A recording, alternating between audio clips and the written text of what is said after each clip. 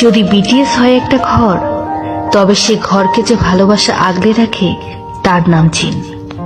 সুগা সেই ঘরের দেওয়াল, যে সব বিপদে ঘরটি ঢাল হয়ে দাঁড়ায়।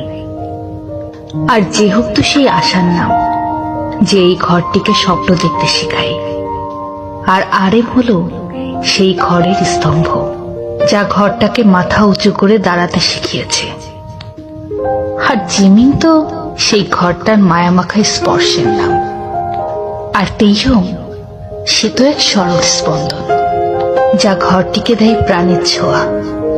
আর আমাদের জীবন জাংকুক তো এই ছোট ঘরটার সেই রূপকথার জীবন কাঠি।